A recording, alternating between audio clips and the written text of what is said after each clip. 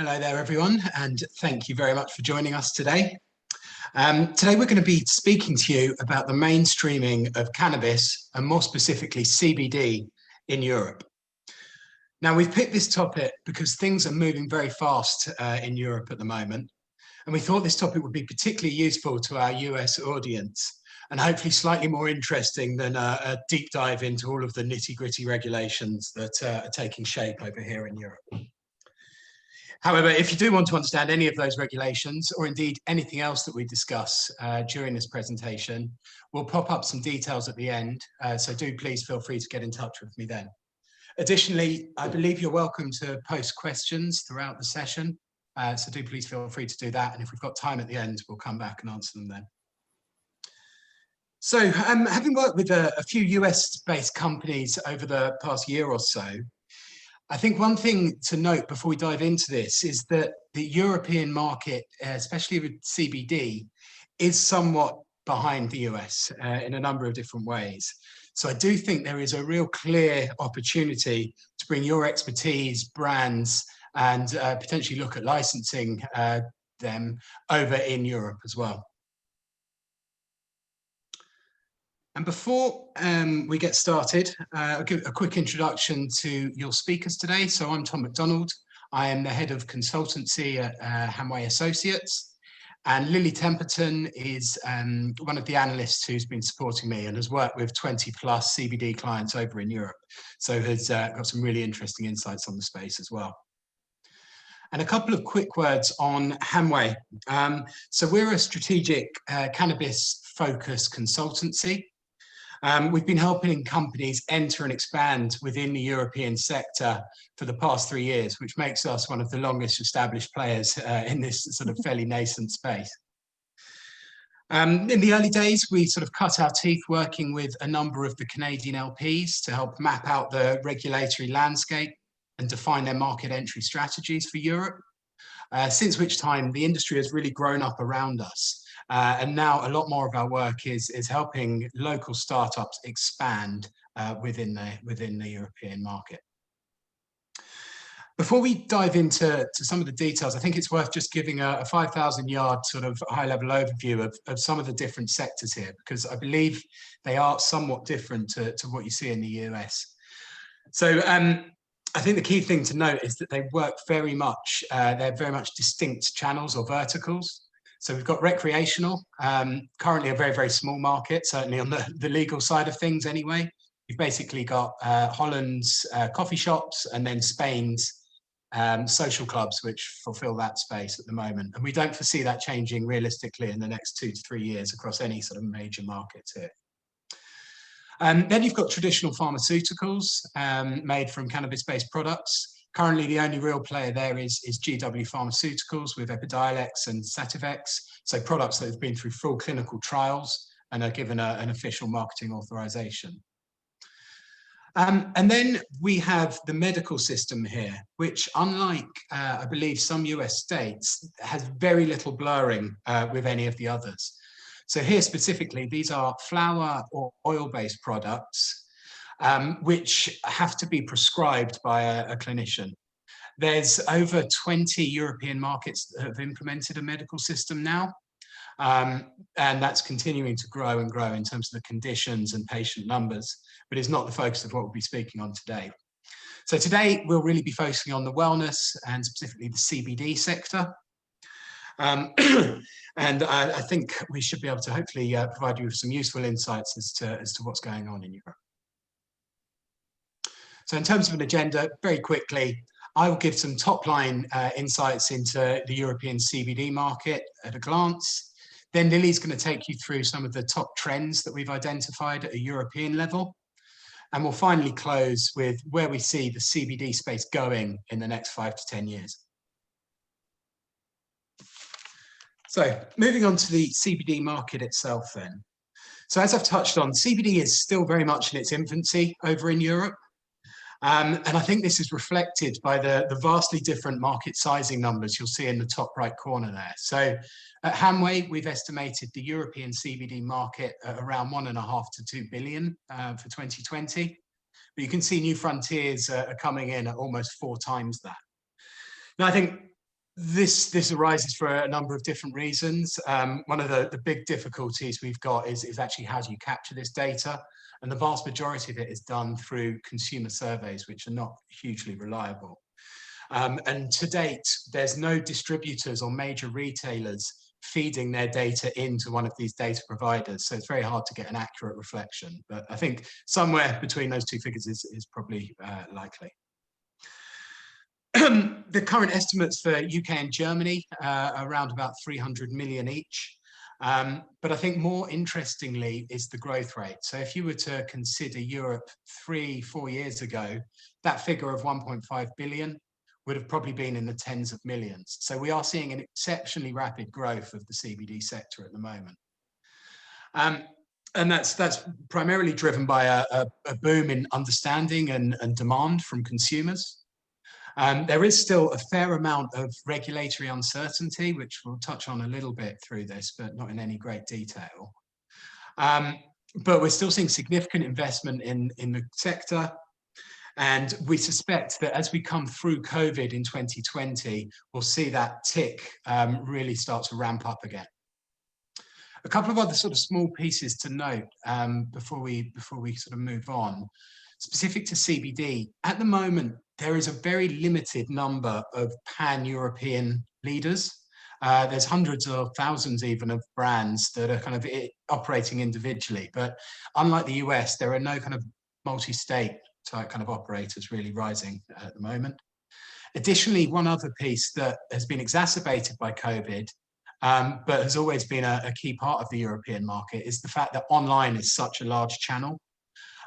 So it makes up, well, pre-COVID 40 to 50%, and I think post-COVID we'll be looking closer to 70-80% of the sales coming through that channel. As I touched on as well, regulatory uncertainty, it's a theme that will come up throughout this. I've highlighted below some of the kind of key decisions which we're expecting over the coming months. You can never be 100% sure with any of this, but we're expecting at least some positive news, some increased clarity, which again, we're really expecting will help sort of rocket fuel the space. So I think the key takeaway here is really, whilst there is uncertainty, we expect some positive news coming in the next couple of months. And I think now is a really interesting time to sort of make your move into the European space before a lot of the larger FMCGs and so on jump on it. So moving on to this slide on the enforcement of EU regulations, there's a fairly dense amount of information on there. But what I've done is I've put this up to really show the level of complexity when considering Europe. You really can't think of Europe as a single market. You really do need to consider it on a country-by-country basis. So if we were to look at THC limits within CBD products as an example, in Germany, you've got the relatively unhelpful no potential for intoxication, whereas in the UK, it's 1 milligram per finished product, so in a given bottle of CBD, for example. Whereas in most of the other countries, they've set a specific percentage that is allowed. And this is also sort of a pattern that's reflected. So the European Union sets a certain set of regulations, but it's very much down to individual countries how they go about enforcing them. And that's reflected in the different product formats, again, that are allowed in different countries. For example, flour is absolutely a no-no in the UK, whereas in most other European markets, CBD flour is very much a popular product and is available on the high street. So whilst it's definitely complex, it's certainly not an insurmountably complex area, and it's something that Hanway have been kind of working in for years. So again, if you are considering Europe as an option, please do feel free to drop us a line after this. So I'll hand over to Lily to take you through some of the kind of key trends that we're seeing arising in Europe. But just before we do so, I just wanted to highlight how we've kind of landed on them. So this is not just a sort of plucking things out of the air. We've tried to build these around a lot of the consumer data that we're seeing. There are, as I say, a lot of surveys that come out on a fairly regular basis. Obviously, we're speaking to our clients on a daily basis and understanding what their current plans are and where they're thinking to move things over the next few years. And also we've considered other affiliated industries that are slightly more mature here, whether that's looking at sort of fast-moving consumer goods or non-alcoholic drinks and so on. So with that said, I will hand over to Lily to run you through some of our top trends. Thanks, Tom. Thank you for the great introduction there. The first trend that we're really seeing emerge in the European CBD market today is an increased focus on IP and differentiation among products, branding, and everything in between. So at the moment, across Europe, there are in excess of 1,000 CBD brands. In the UK alone, we're seeing over 400 brands trying to find their feet in the market. But until this year, the differentiation between products has been pretty limited. Most have taken a relatively mass market and generic approach. Initially, a product simply including CBD was seen as a USP. But obviously nowadays, with increased sophistication and competition, this is no longer the case. As CBDs become more and more mainstream, we're seeing increasing demand from both customers and the high street retailers themselves for products and brands to have a clear USP. Companies have traditionally been doing this purely through their own branding and marketing activities, but we're now beginning to see genuine innovation emerge in a number of different ways. So one of the main ways we're seeing innovation is through innovative and unique product formats. So I think Day is a great example of this. They're a UK startup that's developed CBD-infused tampons, which they distribute through a monthly subscription service. So this is a great example of getting a clear consumer need and tailoring your product, your marketing, and your distribution strategy all to that consumer. The second way is through new delivery methods. So Colibri are another UK brand who have launched a range of non-alcoholic cocktails containing CBD. And these have a patented dosage lid. So this lid allows customers to tailor their dosage based on their own preferences and their experience with CBD. And it also prevents the cannabinoids degrading before they've actually mixed with the drink. We're also seeing increased specialization through additional compounds, whether that's botanicals, adaptogens, and also through the adoption of niche cannabinoids and optimizing terpene profiles as well, which is largely being driven by increasing consumer awareness of this area and interest as well. That's great. Thanks, Lily. And I think this is something that we're hearing a lot from investors that we're speaking to at the moment. Whilst in the early days for us, so 2-3 years ago, just having an interesting and cool looking brand with fairly generic products was sufficient to kind of gather interest over with European investors. Now they really are looking for either proper IP or at least a clear, unique selling point for your products and brands. So it's a pattern that we expect to continue and grow. Mm-hmm.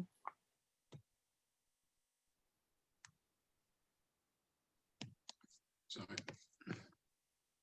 Thanks, Tom.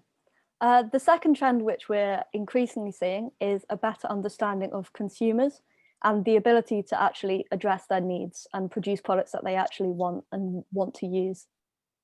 So far, CBD companies in Europe have been relatively slow to develop truly customer-centric products, but we're now seeing those who do have a very clear target consumer and value proposition really start to rise to the top.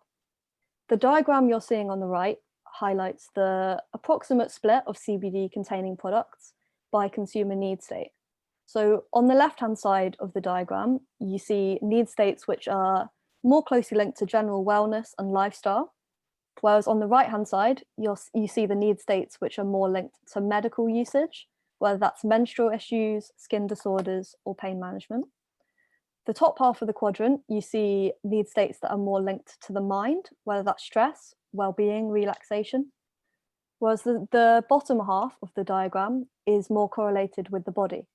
So as you see, there's a huge range of need states people are targeting products at, and there's no surprises that anti-anxiety, general well-being, sleep, and also pain are currently the largest consumer segments. But linked to our previous trend, we are increasingly seeing very specialist and niche brands start to emerge. I think a great example of this is 45 CBD, who are a UK brand targeted at athletes. They've been fronted by two British rugby players. They've got great, clear, minimal branding. And most importantly, they've got zero THC and they're certified by the Anti-Doping Society. So athletes will have no issues using their products and they can confidently use them even while competing. So linked to this, the brands which are really starting to lead the way are the ones that have a very clear understanding of their consumer. They're tailoring their visual identity, their communications, and their marketing all back to that consumer. And as well, beyond the products themselves, brands are becoming a lot more intelligent with their marketing strategies. So similar to, as I'm sure you guys have in the US, we face a lot of restrictions to promote via the standard channels, whether that's Facebook or Google Ads, which cause a lot of barriers of trying to target new consumers. But at Hanway, we're regularly helping clients devise marketing strategies to navigate these restrictions. And some of the key ways we see companies try to increase consumer loyalty is through building communities, firstly. So once the community has been built, customers become champions of the brand. They recommend it to their friends and family. We're also seeing a rise of affiliate marketing and the use of micro influencers targeting specific consumer groups. And we're also seeing companies try to integrate their products into consumers' daily rituals to really encourage that consumer loyalty and repeat purchasing. Thanks, Lily. And yeah, just to sort of hammer home one of the points that Lil's touched on there, digital being such an important channel over here, both in terms of sales and marketing, we're really starting to see those who take the time and put the required resources into their technology and processes as the ones who are starting to come through. In a very busy market, really being able to understand and then speak convincingly to your consumers is an absolute must.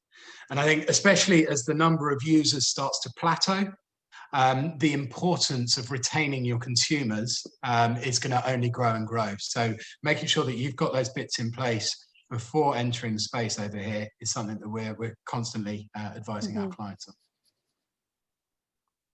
Great, thanks, Tom. The third trend which we're increasingly seeing is international expansion beyond single markets. And this is something we expect to see a lot more over the next few years, following more regulatory clarity and hopefully harmonization. So at the minute, the number of cross-market brands is still very limited, as we touched on earlier, largely due to the regulatory challenges and differences, and as a result, a lack of funding for international expansion. Product ranges themselves are restricted by which product formats and ingredients are permitted in each country, requiring strategies to be tailored per market. For example, with the novel foods process for ingestible products, we're seeing varying approaches and levels of compliance across Europe. And even in terms of ingredients themselves, there are regulatory differences. So while CBN, the cannabinoid, is not explicitly controlled in most European countries, in the UK, it is subject to controlled status and will require a specifically tailored strategy if you're looking to launch that across Europe. There are some product types which tend to lend better to a cross-market approach. Vapes have tended to do well as they typically sit under general consumer protection regulations. But there's obviously always going to be challenges. Germany's just announced they will be regulating CBD vapes in a similar manner to nicotine vapes from 2021. So we may see restrictions on marketing as a result of that, which will be another challenge for companies to navigate. But however, we have been approached by clients and seen some successful expansion across Europe.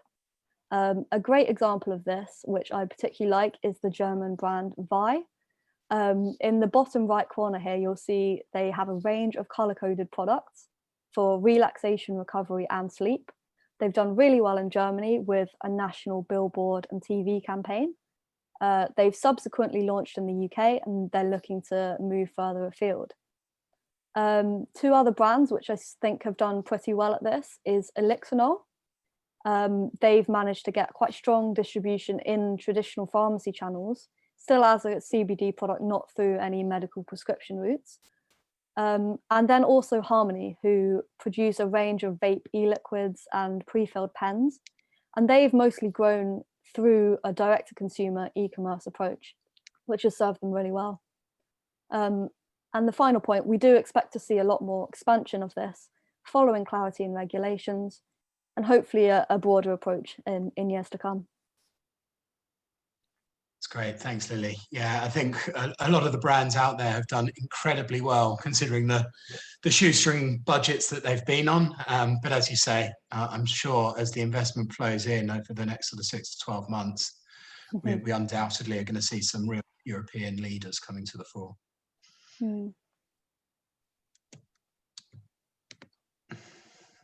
Great. The next trend that we're also seeing more of is increased specialization and opportunities for partnerships across the supply chain. So in the early stages of the European CBD industry, many brands tried their best to establish their own production chains and keep operations as in-house as possible. But as the industry's developed, we're seeing a reduced focus on seed to sale operations in favor of specialization at a specific stage of the value chain, whether that's branding, testing, or even wholesale production. And on that final point, white labeling services have made it very possible for brands to just purely specialize on the branding and marketing and really reaching their target consumers and outsourcing production and all the challenges which come through that. We're also seeing quite exciting increasing upcoming R&D in different production methods, for example, synthetics or cultured cannabinoids, which are produced through a process called biosynthesis. While this is still relatively limited adoption in Europe at the minute, we are seeing costs coming down, and we do expect to see viable production of niche cannabinoids in this area, allowing for more targeted and unique products, as we touched on earlier, that are so important. And then at the later stages of the value chain, we're seeing increased adoption of dedicated distributors, whether that's a specialist CBD operator who manages your relationships with retailers, partners, logistics, or imports. And then also, interestingly, in the cosmetic space, a move to using traditional mainstream distributors, not specific to CBD, as we've been in discussions with a few leading cosmetic distributors, and they're all expressing increasing interest in CBD and CBD-infused cosmetics and topicals. We're also seeing increased adoption of the specialist CBD marketplaces. Some examples of those include the drugstore and Alpha Green, and also dedicated fulfillment centers that make international expansion easier for brands. And then on that final point, we are seeing a lot broader mainstream retail channels and partnerships for CBD products, with a few brands managing to be sold in mainstream spas and restaurants, and also attracting leading cosmetic vendors such as Cult Beauty. And these type of mainstream partnerships are a great way for brands to get their name out there to consumers not familiar with CBD, who may not typically consider it, and also to attract PR headlines and really show that they've launched into a new territory where promotional methods may be limited. Great, thanks, Lil. I think that was pretty comprehensive. The only thing I would add to that one maybe is, to date, the sort of the cross-Atlantic, so US to Europe, sort of cross-fertilization has been pretty limited. And I think there is a real opportunity, certainly with some of the sort of more innovative, exciting brands over in the States, to either license or look to sort of break into Europe with distribution agreements and so on and so forth. So again, do please reach out if that is of interest. Thanks, Tom. The final trend which we're going to be talking to you about today is the entrance of large players into the space. I would say that to date, investment from the large mainstream players has been relatively limited due to the regulatory uncertainties we've discussed. And also, I think, a hesitancy to play in unfamiliar territory for many FMCG companies. But I think it's safe to say now, stigma has fallen. the general public are increasingly educated and interested in CBD, and it's now being truly adopted by household names. We're increasingly seeing that regulatory clarity is giving mainstream operators the confidence to make moves into the space. The UK has taken a lead in establishing a clear regulatory pathway for CBD ingestibles through the novel foods process, which has actually meant that the global retail giant Amazon is commencing CBD sales for selected brands through their own Prime next day delivery service, after a successful pilot limited to the UK, where around 10 brands were chosen to test sales through the platform. And increasingly, we're seeing opportunities emerging to co-develop and white label products with high street retailers and FMCGs, such as a few of the brands that you're seeing on the slide now. And there are a few large moves which have quite excited us. For example, Levi's moving into hemp textiles and Heineken moving into CBD infused beer, which we expect to see a lot more similar moves to this as regulations become clearer. Thanks, Lily. Yeah, and again, just to hammer home one of the points you've already made there, I think this Amazon trial, which is taking place in the UK, could have some really dramatic impacts globally. So as you probably know, Amazon are always doing little trials here, there, and everywhere. And this one in particular, if it's a success, and all signs at the moment point at it being a success. So two of the companies I know fairly well who are now selling on Amazon, and they've seen their sales triple since joining the platform. So it's just another way of building credibility and trust in CBD as a sort of mainstream ingredient. That was great. Thank you very much, Lily. May come back to you for a couple of questions in a minute. Mm-hmm. So in terms of the trajectory, I'll speak on this one fairly quickly because I think we're coming close to time. But yeah, in terms of M&A activity, actually this year it's been a little bit more muted. There was a frenzy of activity last year, but I think again with COVID, things seem to have slowed down a touch. The visual that's up on the screen now highlights some of the bigger deals that took place. And I just wanted to call out the fact that two of these, Smith & Sinclair and This Works, are both UK-based companies. Smith & Sinclair, who made alcohol-infused sweets or confectionery, and This Works, who are focused on high-end beauty products. Both of which sort of really highlight the fact that there are some really cool and interesting companies bubbling up in the European space. But as you can see from the folks who've invested in them, typically the money is coming from elsewhere. But yeah, I think ultimately with the fairly tough year that a lot of brands will have had this year, and combined with the fact that the regulations will hopefully be getting a lot clearer over the coming months, I do think there's going to be a really interesting set of opportunities in terms of acquiring European startups and potentially taking their brands back across to the States, or indeed leveraging them just to sort of expand within Europe.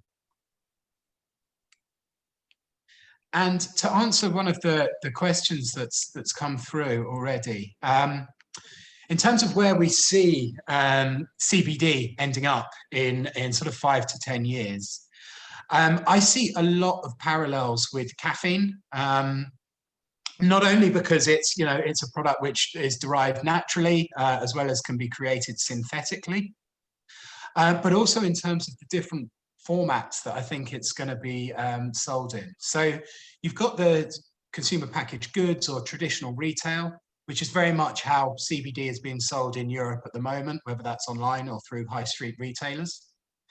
But I think what we'll see is probably either a limit in terms of the amount of CBD per dose, or indeed some small sort of clinical data being developed that will allow products to move into the OTC, so over the counter, or sold in the pharmacy. And there they'll be actually more for a specific condition, such as pain. And finally, there's the pharmaceutical or prescription route, which is already in existence. I touched on that at the beginning. We've got companies like GW Pharma producing cannabidiol, which is, sorry, Epidiolex, which is exclusively cannabidiol. And I fully expect that we'll see more and more players entering this space as the sort of hundreds of clinical trials that are ongoing yield results. So hopefully that was a useful session. Just a couple of final comments from me. This is a really interesting report that we co-produced with the Danish government and released 2 weeks ago. It's a deep dive into the European medical cannabis system. Again, we've pulled out a number of key trends and themes, as well as mapping out all of the key players. I think we've got 150 to 200 of the top organizations driving the industry forward in this space, and you can download it at the link below. Additionally, as I said throughout, we at Hanway would love to work with any American or Canadian operators who are interested in breaking into the European sector. Below is a list of some of our services, but again, please just feel free to reach out to me via email, and be happy to kind of pick up the conversation from there. So I'm just going to take a quick look at the time. I think we've got a couple of minutes for Q&A. So yeah, the first one was around the CBD marketplace and what it will look like in 5 years. Lily, we've got a question on the enforcement of animal products for CBD in Europe. Now, I know in the UK, animal products with CBD is an absolute no-no. Rather strangely, you could prescribe or you could get hold of CBD in a shop and give it to your children, but not to your cat. But I'm not sure about the rest of Europe. It's not something that I've been involved in previously. Yeah, again, similar to a lot of the other regulations, this does really vary by market. I don't believe that it's a harmonized approach really at all. And I think in a lot of markets, the pet products is still in a bit of a grey area. So it may not be explicitly permitted, but you won't necessarily be seeing enforcement against it. I believe we will probably see a bit more of this as things progress, and potentially even more attention from the veterinary regulatory agencies. But to date, as Tom said, the UK, this isn't really an option. A few markets in Europe where this is, and a few more which are doing this through grey market sales. Perfect, thanks, Lily. There was a question again around Brexit and the implications for the industry.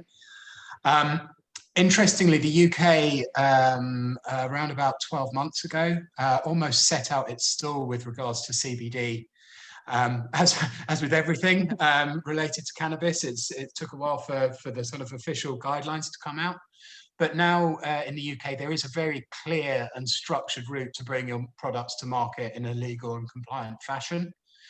As we touched on at the beginning of this conversation, at the European level, there are still a couple of open questions. There's a very big decision coming through tomorrow, actually, from the European Court of Justice, and then another one with the UN rescheduling. So I'm confident that a market will exist in Europe for CBD products, but quite what that looks like at the moment is still up in the air, because again, as Lily's touched on, it will fall to the individual countries to decide exactly which of the European level regulations they want to adhere to.